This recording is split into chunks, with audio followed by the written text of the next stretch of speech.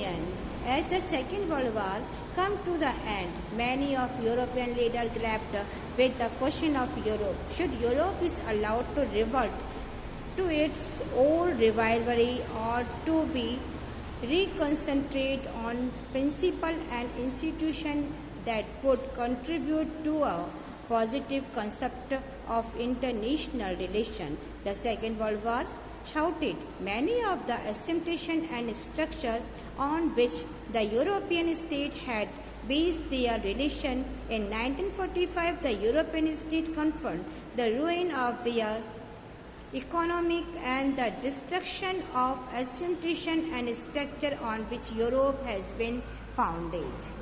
ना European union के बारे में है कि जब जिस समय सेकेंड वर्ल्ड वॉर एंड हुआ उस समय यूरोप की बहुत सारे ऐसे लीडर थे जो यूरोप के क्वेश्चंस को लेकर के परेशान थे कि क्या यूरोप को अपनी पुरानी रिवेलवरी यानी दुश्मनी को फिर से शुरू करना चाहिए या फिर इंटरनेशनल रिलेशन में पॉजिटिविटी को दिखानी चाहिए।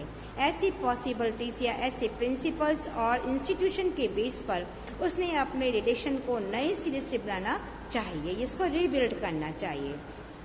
सेकेंड वर्ल्ड वॉर में अनेक ऐसी मान्यताओं और व्यवस्थाओं को तोड़ने या क्लॉज पकड़ दिया था जिसके बेस पर यूरोपियन कंट्रीज़ ने अपने आपसी रिलेशन बनाए और 1945 तक यूरोपियन कंट्रीज़ ने अपनी इकोनॉमी की बर्बादी तो झेली ही थी पर उन मान्यताओं और व्यवस्थाओं को भी ध्वस्त होते हुए देखा था जिन पर यूरोप खड़ा हुआ था।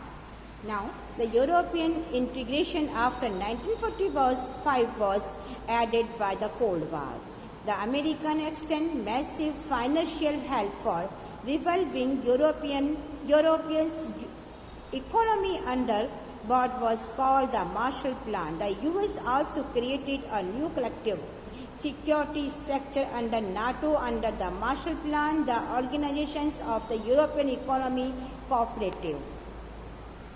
Cooperation OEEC was stabilized in 1948 to channel aid to the West Europe's state to become a forum where the Western European states began to cooperate on trade and economy issues. The Council of Europe, established in 1949, was another step forward. The political cooperation, the process of economic integration, the Europe capitalist countries process step by step, leading to the formation of the Europe Economic Communities in 1957. The process acquired a political dominance with the creation of Europe Parliament. The collapse of the Soviet bloc put Europe on the fast track and resulted in the establishment of Europe Union in 1992.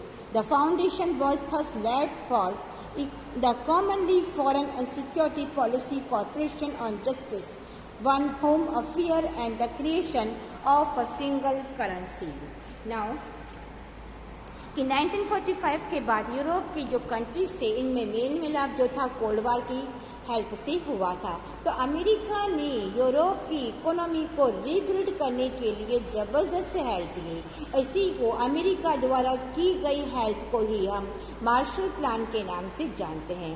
America ने NATO के द्वारा ही एक security व्यवस्था को जन्म दिया और Marshall plan के तहत या उसके अंडर ही 1948 में यूरोपियन इकोनॉमी एक ऑर्गेनाइजेशन बनाया गया, उसको स्टेबलाइज किया गया जिसके द्वारा वेस्ट यूरोप की कंट्रीज़ को इकोनॉमी हेल्प दी गई और ऐसा एक मंच बनाया गया जिसके माध्यम से वेस्ट यूरोप की जो कंट्री है इन्होंने ट्रेड करना और इकोनॉमी मामले में एक दूसरे की हेल्प करना स्टार्ट किया। तो 1949 में एक यूरोपियन काउंसिल बना जिसको हम पॉलिटिकल सपोर्ट के मामले में एक कदम आगे ही साबित हुआ। तो यूरोप की पूंजीवादी देश या कैपिटलिस्ट कंट्रीज़ की इकोनॉमी जो थी वो आपसी एकीकरण इंटीग्रेशन के द्वारा कंप्लीट हुई थी। और इस इंटीग्रेशन में हमने देखा था कि 1957 में यूरोप की इकोनॉमिक कम्युनिटी बनाई गई और यूरोपियन पार्लियामेंट बनाया गया और इस प्रोसेस ने पॉलिटिकल स्वरूप को प्राप्त कर लिया। तो यूएसएसआर की क्लॉज को होने के पश्चात इस प्रोसेस में बहुत तेज़ी से रैपिडली बदलाव आया और 1992 में इस प्रोसेस ने जिसे हम यूरोपियन यूनियन के नाम से जानते हैं वो स्टेबलाइज हुआ। इन्होंने अपनी सिक्योरिटी, अपने इंटरनल इश्यूज़, अपने जस्टिस, अपने इश्यूज़ के बारे में एक अलग ही नीति अपनाई कि इन्होंने अपनी करेंसी एक ही रखी कि एक करेंसी जो है किसी भी कंट्री यूरोप में अगर आप किसी भी कंट्री में जाते हो तो वही करेंसी जो है वहाँ पर भी चलेगी। तो एक ही करेंसी के द्वारा इन्होंने पूरे यूरोप को एक करने की कोशिश की।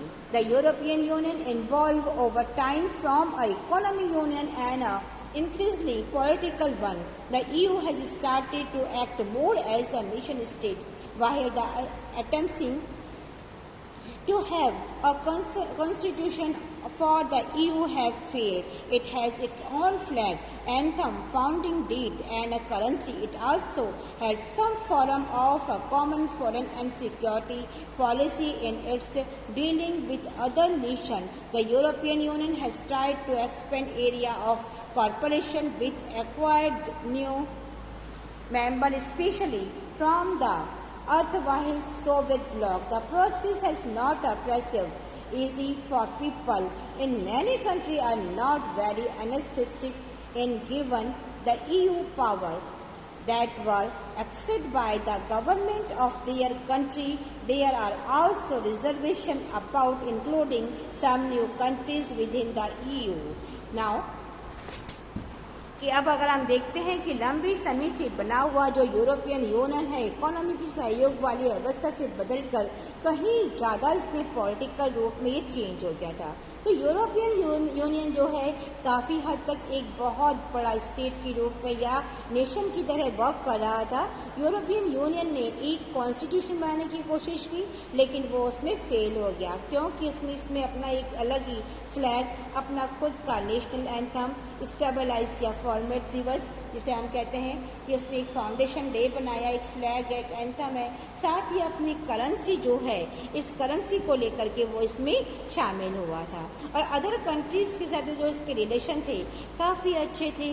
उसने अपनी फॉरेन पॉलिसी, अपनी सिक्योरिटी पॉलिसी भी बना ली थी और नए नए ऐसे कंट्रीज़ थे जिनको उसने अपने इसके अंदर मेंबर बना लिया था। तो ये कोशिश की गई थी कि वो किस प्रकार से यूरोपियन यूनियन को और अधिक इसको डिस्क्राइब करे और अधिक बड़ा करे, क्लासीफाई करे। और जो नए मेंबर्स थे वो सोवियत खेमे के थे, ऐसे थे कि जो सोवियत ब्लॉक के थी और ये प्रोसेस जो था इतना इजी नहीं था। तो अलग अलग कंट्रीज़ के लोगों को इस बात को लेकर कुछ अधिक ही वो उत्साहित नहीं थे कि जो ताकत उनकी कंट्री में गवर्नमेंट को हासिल थी अब वो यूरोपियन यूनियन को दे दी जाए। यानी वो चाहते नहीं थे कि सारी की सारी पावर यूरोपियन यूनियन को दे दी जाए, बल्कि वो चाहते थे कि हमारी कंट्री की जो पावर है वो हमारे पास ही रहे।